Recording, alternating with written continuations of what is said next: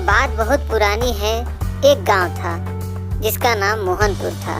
उस गांव में एक सेठ जी रहा करते थे।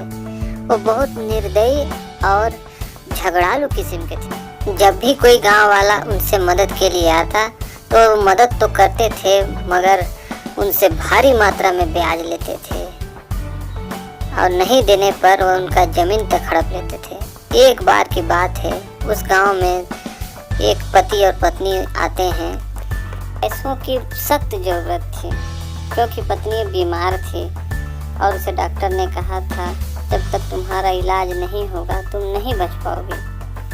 तो इसलिए वे सेठ जी के पास जाते हैं और बोलते हैं हमें कुछ पैसे ब्याज में दे दीजिए, हम आपका पैसा बहुत जल्द वापस कर देंगे। सेठ जी को उसके घर और ज़मीन के बारे में पता था। वो बहुत ही अच्छी जगह पर था।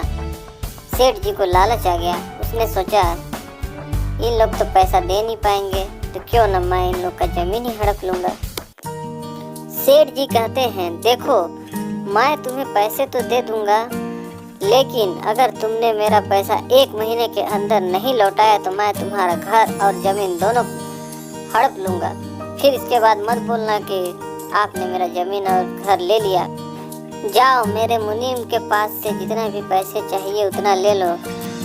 वे दोनों वहाँ से पैसा लेकर चले जाते हैं और 1 महीना के बाद भी वे पैसा देने सेठ जी को नहीं आते हैं। तब सेठ जी को गुस्सा आता है और वे उसके घर पहुँच जाते हैं।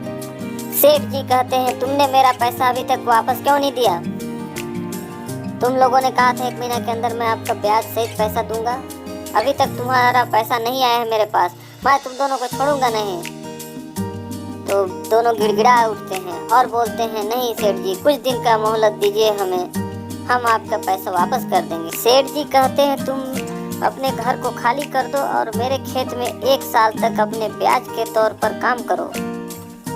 वे दोनों सेठ जी के खेतों में चले जाते हैं और बिना मजदूरी पाए भूखे पेट काम करते हैं। सेठ बहुत ही लालची था और दुष्ट था। वह दोनों को 24 घंटा काम कराता और खाने को कुछ भी नहीं देता, जिससे वे बहुत दुखी थे। कुछ समय बाद उस गांव में एक साधु आते हैं। उन साधु जी को पता चल जाता है कि इस गांव में एक सेठ का आतंक है जो कि सभी गरीबों के साथ अत्याचार कर रहा है, और वो ठान लेते हैं कि इस गांव वालों को उस सेठ के अत्याचार से मुक्ति दिला कर ही रहेंगे।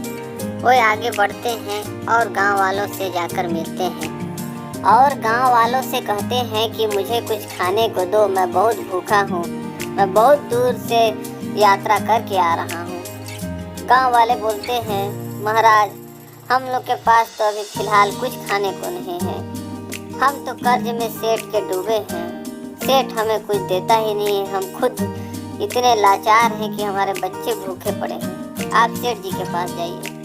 वह साधु महात्मा पहुंच जाते हैं सेठ के घर में और बोलते हैं श्रीमान आप मुझे कुछ खाने को दो, मैं बहुत भूखा हूँ, मेरे पास अभी कुछ खाने को नहीं है, मैं बहुत दिनों से कुछ नहीं खाया हूँ।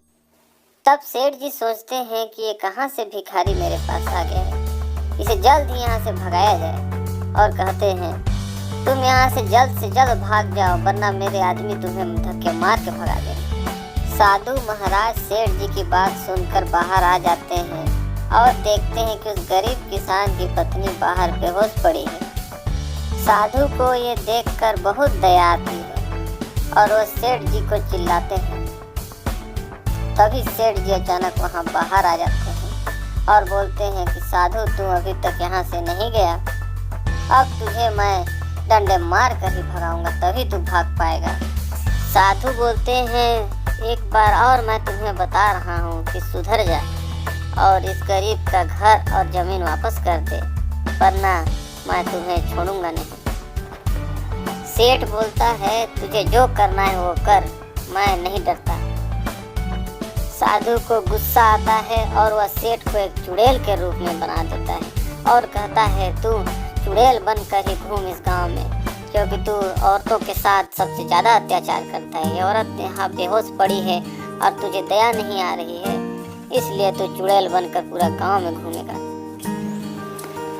चुड़ैल बने हुए सेठ को अपनी गलती का एहसास हुआ और वह बोले, मुझे माफ कर दो, मैं इस गांव वाले का सारा जमीन और पैसा वापस कर दूंगा, पूरे गांव वालों का भी दे दूंगा, लेकिन कृपया करके मुझे अपने असली रूप में वापस कर दो, वरना मैं इसी तरह भटकता रहूंगा। मुझे अपनी गलती का एहसास है, कृपया करके मुझे माफ़ कर दीजिए। मैं गांव वालों से भी माफ़ी मांगता हूँ। फिर साधु को उस पर दया आती है और वह उसे माफ़ कर देता है और कहता है, जाओ, मैं तुम्हें माफ़ करता हूँ, लेकिन दोबारा ऐसी गलती नहीं होनी चाहिए, वरना दोबारा मैं फिर आऊँगा यहाँ। इसके बाद साधु वहाँ से चले जाते हैं और सेठ जी गांव वाले के पास जाकर बोलते हैं कि मुझे माफ़ कर दो, मुझसे बहुत बड़ी गलती हो गई, आज के बाद मैं ऐसा कभी नहीं करूँगा। मैं तुम सबका ज़मीन जायदाद और जितने पैसे ज़्यादा ब्याज में लिया था वो सब वापस कर दूँगा, पर मुझे आप लोग क्षमा कर दें ताकि मैं सुधर सकूँ। मुझे मेरी गलती का एहसास है, आज के बाद मेरी जितनी भी ज़मीन जायदाद है उसमें गांव वालों का पूरा अधिकार रहेगा। जो चाहे जितना ज़मीन जगह में खेती करे या किसानी करे, मैं किसी से कुछ नहीं कहूँगा, मुझे माफ़ कर दो। गांव वाले उसे माफ़ कर देते हैं और इस तरह से उसका घमंड चूर हो जाता है और वह सुधर जाता है। दोबारा कभी भी इस तरह से वो गलती नहीं करता है।